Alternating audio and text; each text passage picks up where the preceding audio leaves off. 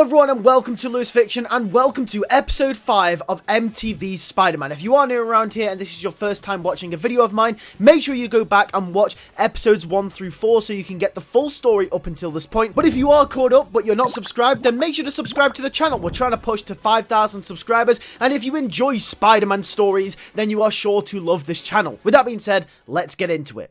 We open our episode with Spider-Man standing over Eddie's body. He screams for help as Daredevil watches on from a distance. The beat of his heart, the strain in his voice. Spider-Man cared. Daredevil was able to be open to a new perspective on Spider-Man. This wasn't the selfish criminal that he was believed to be tracking down. This was a hero. A man trying to do the right thing. After the dust had settled, Eddie was taken away by paramedics as Spider-Man caught up with Daredevil. Spider-Man says that he's not in the mood, but Daredevil makes it clear that he isn't there for a fight. He will tell Spider-Man how he watched how he cared over Eddie Brock, the way that he desperately wished for him to come around. He was opened up to a new side of Spider-Man, one that the public, the media, and everyone else around New York doesn't see. Spider-Man will go on to explain what happened to that girl, referring back to the Indy incident. It wasn't his fault. He will tell Daredevil that he thinks about that moment every day of his life, his mind plagued by the idea that he could change it. Daredevil asks him what actually happened, and Spider-Man will explain everything. That it was the mind control twins. He'll go on to explain that Roxanne made Indy appear like her in an attempt to get Spider-Man to make a mistake, and that's exactly what happened. As Spider-Man fought the mind control, Roxanne tripped and fell off the building, but it was too late when Spider-Man had realized that he wasn't fighting one of the twins. He was in fact fighting Indy herself. Every single day, Spider-Man regrets what happened.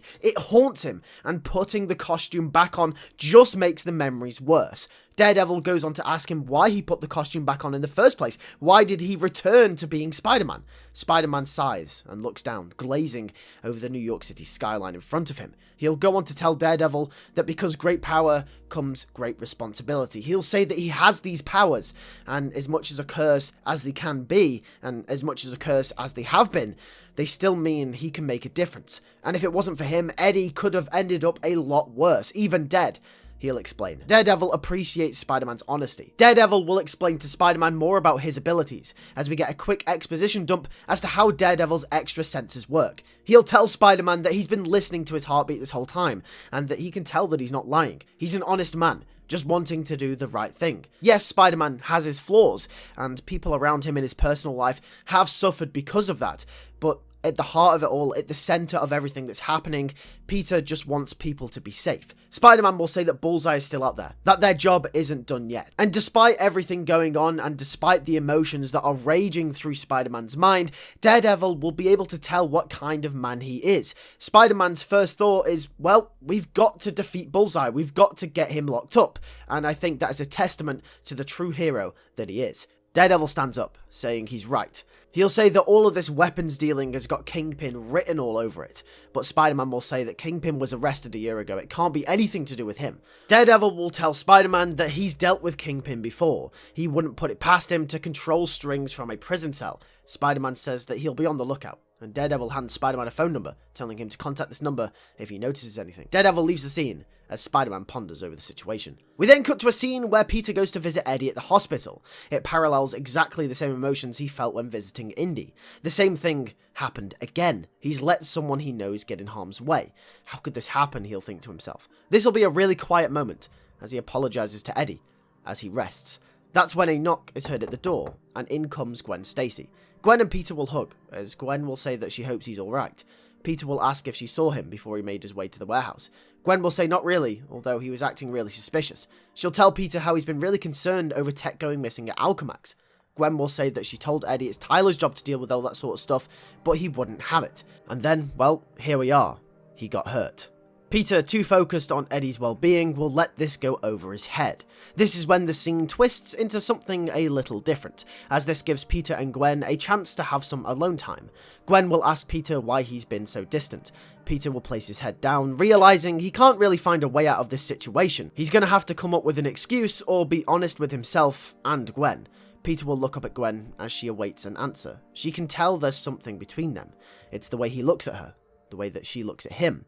Peter will say that he's scared that they'll turn into something more, and that's not something he can do right now. Gwen will look down slightly and look back up at Peter reassuringly, She'll say, "Why does it have to be?" And Peter will look confused. Gwen will say that she understands that there's parts of him that he doesn't want to share, and that's fine.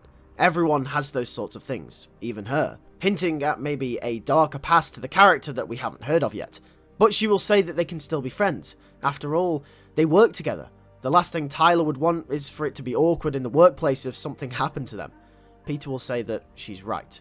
We then cut later in the episode to when Spider-Man and Daredevil meet back up to discuss logistics. Daredevil will ask him if he's heard anything new, and Spider-Man says he hasn't, and then remembers back to what Gwen said to him in the hospital. He'll tell Daredevil that he's heard one thing which was interesting. Alchemax, the tech company, apparently has had some tech go missing recently. Maybe that has something to do with the weapons deal. Daredevil asks him where he's heard that from, and as to not reveal his identity, Spider-Man says he doesn't know, it was just a street rumor. Daredevil will go on to say that Bullseye, despite being strong physically, isn't very smart. There's a clear pattern between the places that he robs. He pulls up a sheet documenting all the places that he's been to in the last few months. They're not random. They're all calculated, all around one epicenter, and not one place has been robbed twice. Spider-Man will ask how long it takes between the robberies, and Daredevil will say approximately 10 days on average. Spider-Man will say that it's just a waiting game then, and Daredevil will respond saying it is. But that doesn't mean they can't be prepared, as he pinpoints the next likely place he'll target. Spider-Man will say they'll be ready. This then leads into a montage of Peter waiting in his Spider-Man suit day after day, pondering to himself that he has to get this right. He has to finally bring Bullseye in. Until eventually, Bullseye will attack, and they both will be ready. Spider-Man and Daredevil will swoop in at the same time. It's a coordinated attack, and Bullseye will be caught off guard.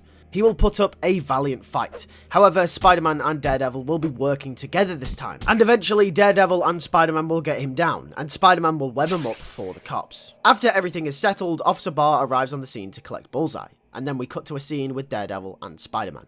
They shake each other's hand, and Daredevil says that he's a good man, and that he's sorry about everything that's happened to him. Spider-Man will thank him, saying that he hopes they can work together again sometime. Daredevil will say that he'll hold him to that, as he leaves the scene of the crime. At the end of the episode, Peter is left feeling a little better about himself. He confronted his fear head on, and was able to tell someone how he really felt. Maybe this is the start of something new. Maybe this is the start of an upwards trajectory for Peter. His mental struggles aren't over, but he can feel a positive change arise within himself. And coupled along with this, we end this episode with a news broadcast of Matt Murdock dropping out of the Spider-Man vs. Indy's family case, saying that after reviewing sufficient evidence, he can confirm that Spider-Man is in fact innocent. This will cause uproar within the media and within the citizens of New York City. However, Matt Murdock will be the first and will be the start of the flame that ignites Spider-Man's redemption. And after this brave statement is made, it puts a smirk on Peter's face, as he makes the connection between the lawyer and the hero. Peter lies back on his bed in his apartment. He can sleep easy tonight, but what will tomorrow bring? We cut one final time to Tyler Stone. He reviews the footage of Daredevil and Spider-Man defeating Bullseye. He starts to realise that Spider-Man is becoming bad for business, and sooner or later, Spider-Man will be onto him next. Tyler Stone's underground black market business is being threatened by the very nature of Spider-Man's return. Stone will say that it's time for Spider-Man to be finally out of the picture, once and for all, as we zoom in on him hovering over a contact on his phone, which reads Alistair Smythe, as we cut and end our episode there.